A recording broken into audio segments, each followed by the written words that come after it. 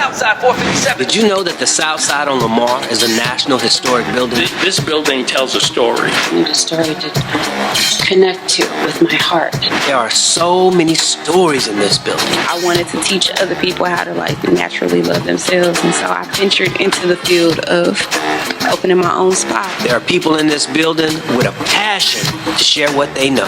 When I share my knowledge and my skills and my gift, I'm serving my purpose. Preachers, teachers, architects, attorneys, engineers, artists of all kinds in this building. What makes this place tick to me and makes it exciting is the combination of so many different kinds of people. It's like a melting pot. It's like a melting pot. 15 years, I've never regretted being here at Southside. Welcome to the Southside 457 podcast. I'm your host, Walter Johnson Jr.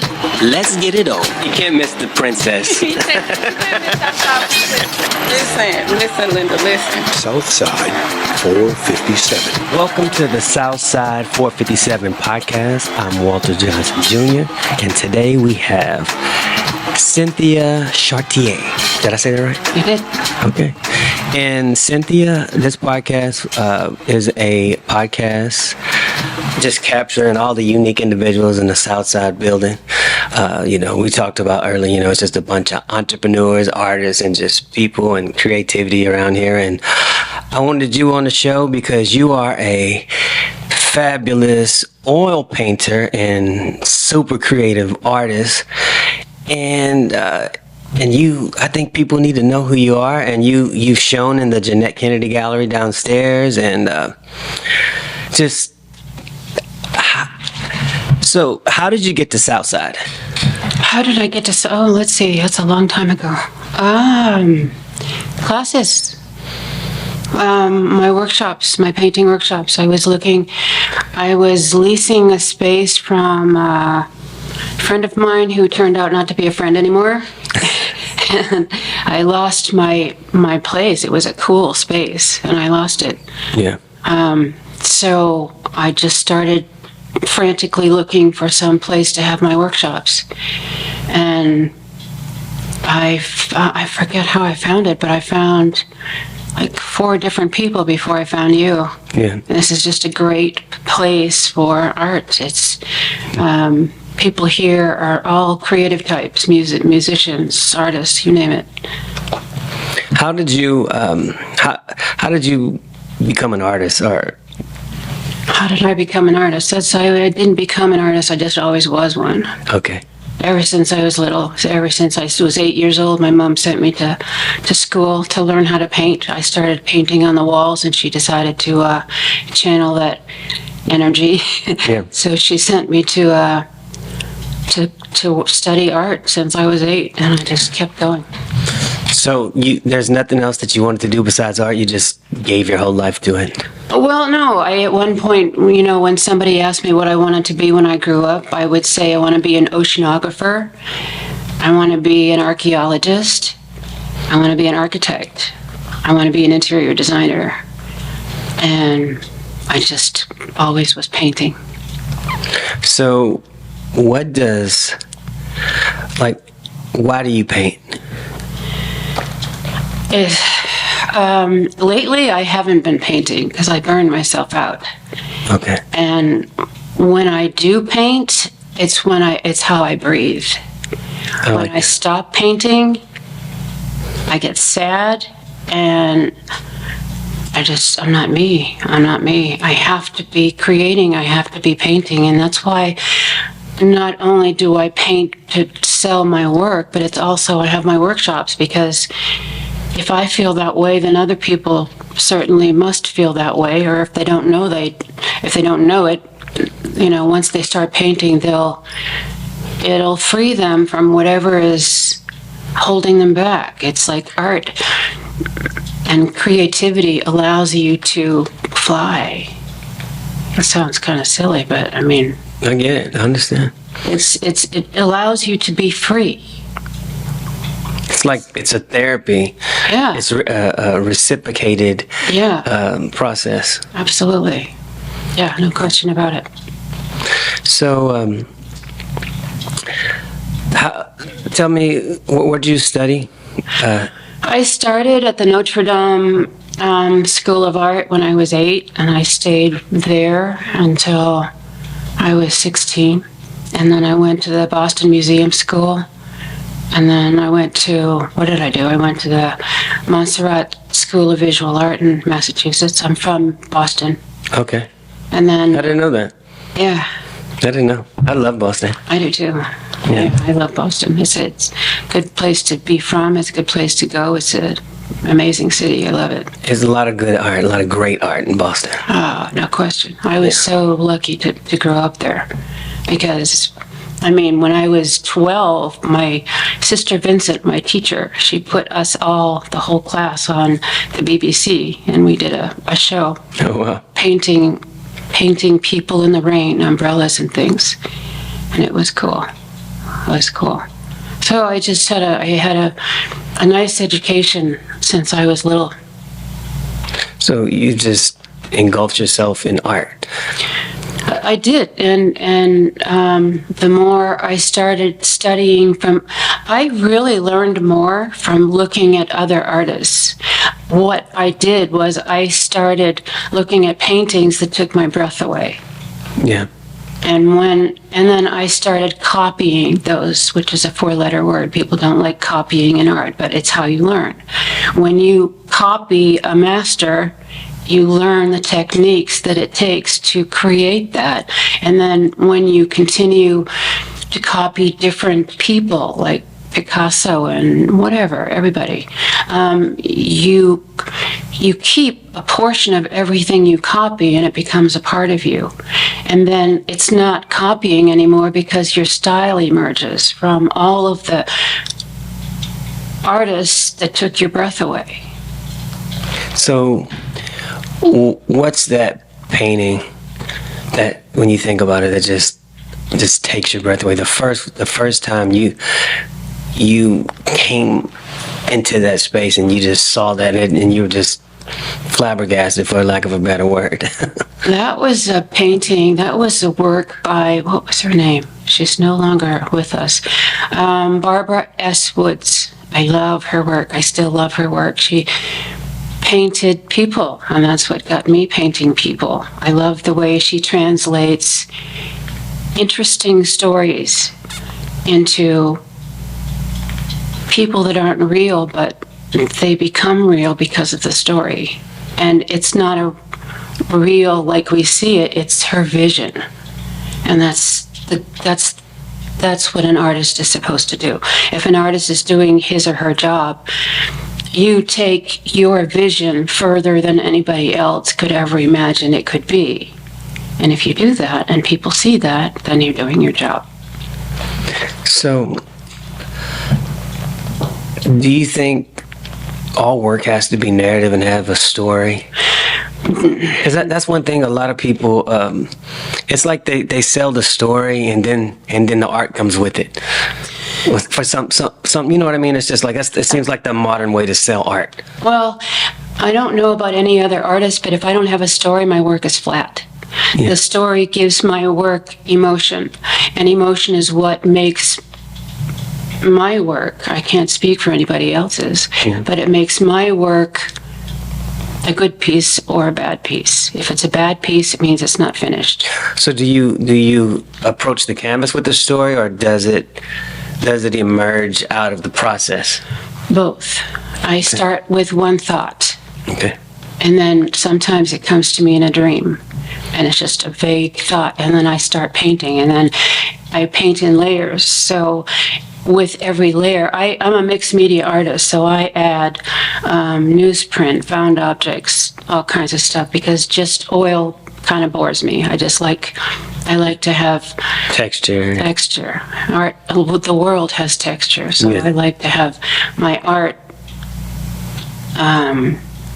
sing with emotion and texture. Yeah. Because sometimes, like, when I paint and people ask me, well, what does this mean? I just kind of create. Sometimes I have an idea, but sometimes I just let it just create, it just flows through me. Well, your work amazes me because I don't know how you do it, but everything you do is original and it's not like anybody else's. And I see emotion in what you do because I can see that it comes from your soul. You can tell by looking at a painting. If there are artists who can knock work out and just, they're formulaic artists. They can knock it out and it looks good, and that's not an artist to me. Yeah. And an artist to me has to, it's a struggle. It isn't just easy at all. Yeah. It's you, in order to make it a good painting, you have to pull it out from the depths of your soul. And that's not easy to do. That's why I need a story to get started. I need a story to connect to with my heart. Yeah. If I don't connect with my heart and it's just a visual, it's not a good piece. And I put it, I don't ever throw work away, but I consider it not finished. And I put it in the closet until it speaks to me again. Gotcha. Do you do any kind of sculptures at all? I do. Yeah, I haven't done that in a long time, but I need to. Yeah, I everything I do pretty much is people. So I do. By the way, I meant to say how much I love your work, because your work it's visceral. And when I look at it, I connect to it, and I can feel the emotion that it takes from you.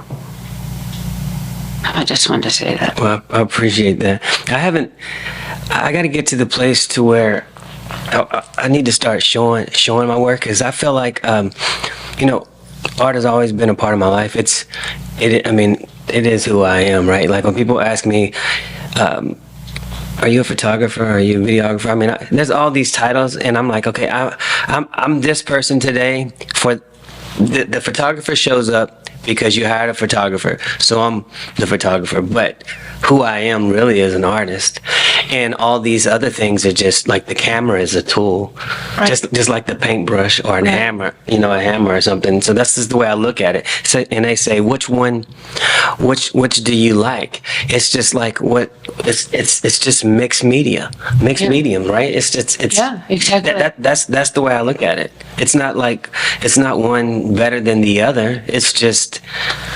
It's all the same. It's just you just use different tools. Like when I make music, it's the art of sound. Right. So Well, clearly you have something to say. and that was meant as a big compliment, because a lot of artists out there, they don't really have anything to say. They're just out there splashing color around or whatever. But everything you do, you have something to say. It just matters what day it is. If you're doing fine art photography or whatever, a podcast, anything you do is art, yeah. because it comes from your heart. Do you ever have times where it's like you want to paint, but it's like it takes so much out of it, and you don't really want to go to that place of emotion because you know where it's going to take you, and it's kind of like sitting down and having a hard conversation, and you don't really want to talk about it right now. You know what? You just described the last 3 months of my life. I have a beautiful studio here. I love my studio. I have a gorgeous view. I have everything I want. And then I just sit in my studio and look at a painting that is going somewhere one day. But you just said it. It takes so much out of me. I burn myself out. I burn myself out on painting, and so I can't do it right now. It takes more than I've got right now. You got to have something here to put it on the canvas, and if you don't, when you're working and you get to a place and you're like, I better stop before I mess it up.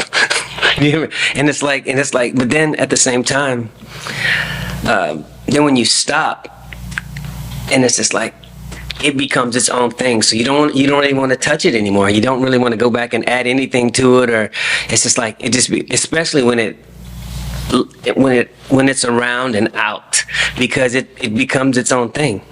Well, in my opinion, when you get to that point, people ask me all the time, how do you know when a painting is finished? Well, there's a point where you can't touch it anymore. You just said it. Yeah. You cannot, if someone says, can you put a little bit of red to just accent? No, I can't touch the painting. It's done. It's finished. Yeah. So I guess that's what it is. It's done. Because when you do, you always mess it up. It's like you're going past the sale. Yeah. You know? Yeah. And you've already made your statement. You don't want to go past it. You want to leave it because it's there. What do you think? What do you think people's misconception of artists are? Like, what are some misconceptions? Because I say that, but I want to say this. I had this lady tell me, because I used to, I was 19 years old, and I remember. And she said, Walter, you can't just use the term you're an artist so you could check out of life. That makes my brain go twirly. Exactly. But the thing is, I still remember that she said that to me. And the thing is that I'm an artist, but I'm not checking out of life. I just don't want to make my money the way that you make your money, or it's not. You know what I mean? It's just What are you like, talking about? I don't understand that. I don't know. But anyways, misconceptions. Yeah. I'm sorry. Would you ask me the question again? I said, made my brain go. what are some misconceptions people have about artists? About artists? I don't know. I know that a lot of people that are not familiar with art, people who don't collect art, people don't associate with artists and don't know anything about art, they are intimidated by it for some reason. And I don't know why that is. I guess something they don't know. But misconceptions, I know it's kind of an awkward question, but... Well, I don't know how to answer it. Misconceptions, I guess people think that artists are a different breed. That's kind of where I'm... Okay, they are. Yeah. Artists are people who take a vision and go beyond what anyone else can possibly even think of seeing, and they develop it into a masterpiece. One of the things that I love about being a creator is being able to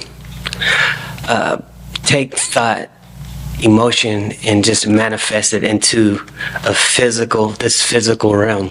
I love that, because it's like, there's nothing in my mind.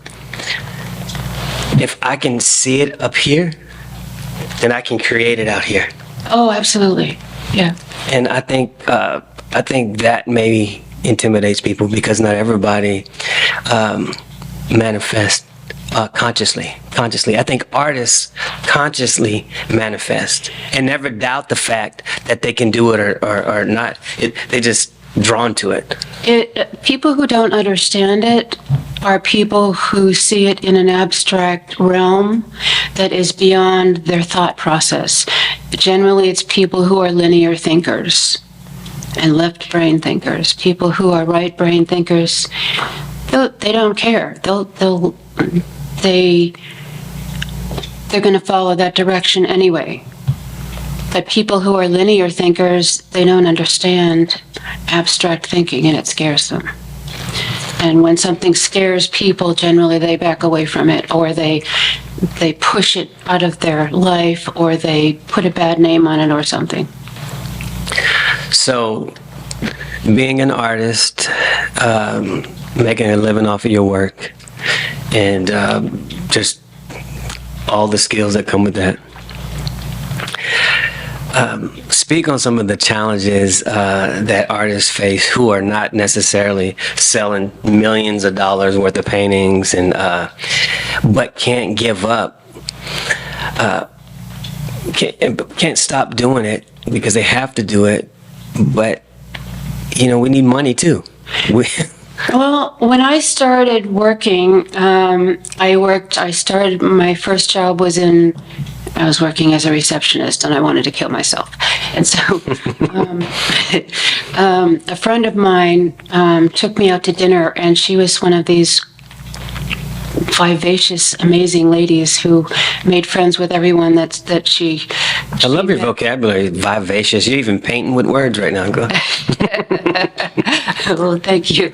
But she had just come back we were in Palm Beach, and we were in a cafe, and she had just come back from the Royal Poinciana Playhouse, and they just did a play, and the players, the actors, walked in the door as we were having our dinner, and she said, "Would you like to meet them?" And I said, "The actors from the play," because we were talking about it, and then they just walked in the door. And I said, "Yes." And they came over, and there were so many of them, they couldn't fit at our table, so they brought us to the back, where in the garden area, and they were nutty. I loved them. Yeah. There was this one girl she was tall, she looked like a ballet dancer, she was gorgeous, she had her boyfriend with her, and they were doing the tango in the hallway. She was pretending to be drunk, but she was drinking Perrier water. And I thought, these people, I love their spirit. It is just, I have to do this. And so the next day, I called the Royal Poinciana Playhouse and asked to speak to the producer. I have no idea what to do. I just thought, okay, we'll start there. Yeah. I asked to speak to the producer, John Lane, and he said I was just about to call a painter down from New York. I had never painted in theater before. And I said, well, would you be willing to look at my portfolio? And he said, absolutely. I got the job, and he hired me on a week's trial basis, because you have to go to school and study theater art and scenic art, and I never did. But So what would you do? Describe what your job was. to answer your question, and I will, I don't want to get too far Okay, away from go your question. To answer your question, you do whatever it takes That's true. to make the rent. That's true. That's true. and do something that fills your heart, and that is you're passionate about and that you love, and do something that is out of your comfort zone, because it makes you stretch and grow. Yeah. And that's where I started as a scenic artist, painting 40-foot drops with other artists. They taught me how to do it, and I loved it. From there, I went to Burt Reynolds, and then I just started my own business after that. But my point is, whatever creative skill that looks like, oh, that's going to be fun to do, try it. Yeah. And just do whatever it takes to make money. And that's what I did until I started selling. And So, what are some of who owns some of your art? Like galleries or people? Well, galleries. Some galleries buy art, but the galleries I've been working with, you can sign it, and they take 50%, and then they sell it. Their job is to market you, to promote you as an artist, and they sell it. My job is to do shows, and to paint shows, and to paint the work that they need, and then, what was the question? Sorry. Where can people see your work? Oh. As far as I was wondering if this is a crazy question. If you had any art, in museums or at galleries, or where people can see it. Well, I have my website, and that's where they can see pretty much everything, except for what's been sold. I have a couple of pieces at the Jesuit Museum there. And I have, Murata Fine Art in Colorado has my work. And La Petite Gallery in Washington has my work. And the rest of it, I've been doing this for a long time. And I have a painting of yours. You do? Yeah. And I have your sculpture. Which one? It's the man. For real? Yeah. Okay, I didn't realize. I need to take a picture. Yeah. Can you take a picture and send it to me? Yeah, absolutely. Okay. I didn't realize that you have Facebook.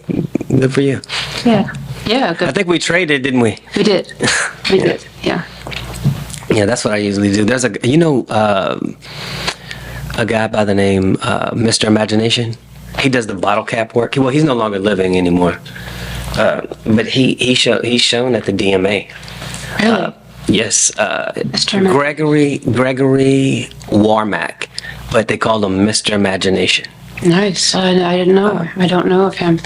So I went out to his place in Bethlehem, Pennsylvania, Wow. and I took some art out there, and I traded. He traded with You got me. one of his? I have like 7 pieces. Wow.